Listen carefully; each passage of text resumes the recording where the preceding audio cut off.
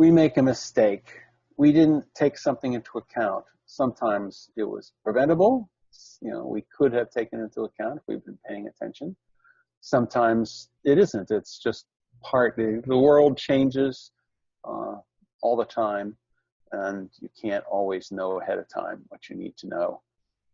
But whatever mistake, error, failure shows up, there's a chance to learn something. And we need to be open to learning what's there to be learned. And critical thinking is a real essential part of that. It's like, what went wrong? What isn't right about what's going on? False information and logic.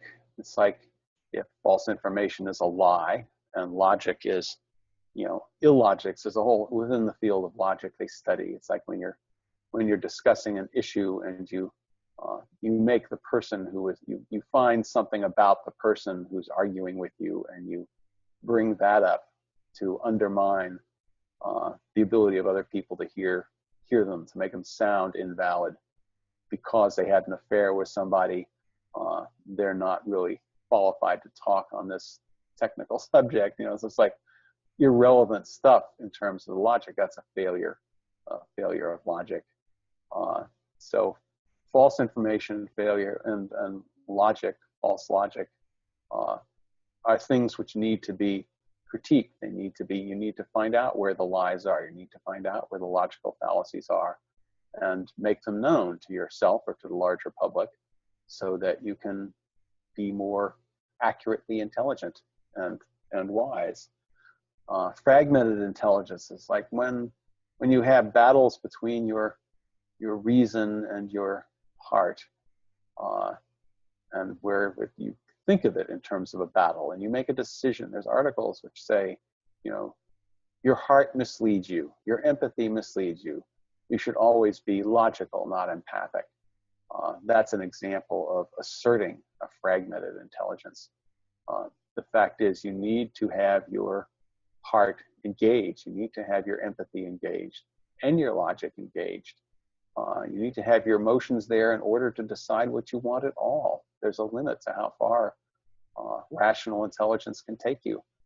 It can do a lot of analysis about what's going on, but it can't tell you what you want. And if you don't know what you want, you can't make a decision. So you need to have emotions involved, and emotional things like feelings, needs, values, whatever, come into true high-quality decision-making. So you need to have critical thinking that looks at the fact that we are, we can have critical thinking looking at the fact that critical thinking is taking up too much of our intelligence capacity. It's an interesting thing. Critical thinking can critique itself. Manipulating emotions. I mean, this is all, you look at the political advertising, PR, that world is particularly filled with manipulated emotions. And part of what they say, media literacy, is being able to recognize when you're being manipulated. And sometimes it's okay, like you're watching a movie, it's okay to have your emotions manipulated for the purpose of the movie. But if that movie is a video to get you to hate somebody, it's probably good to be able to put aside that manipulation and have your critical thinking going, wait a minute, somebody's got an agenda here that they're messing with my mind and my heart. So that's a critical thinking is necessary in there too. And to correct them, seeking to understand. Critical thinking is a very important piece of understanding what's going on, and particularly if it moves to correct it. Critical thinking can also be trapped in itself, and you think that your critique, you stop at your critique and leave it there. There's no correction. There's no effort to try to connect up with where the person or group or ideology, whatever, where the lies came from, where the manipulation came from, what's going on in there, and how do I relate to that? You need to move beyond critical thinking. in order to do that. And that's why I say generate wisdom. It needs to be balanced with appreciative and possibility thinking, so it doesn't end up in its own sort of black hole.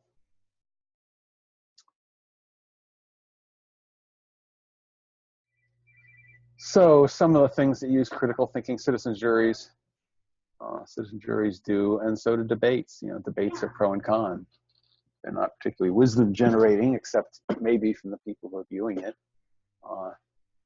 But they themselves don't generate wisdom because they're adversarial.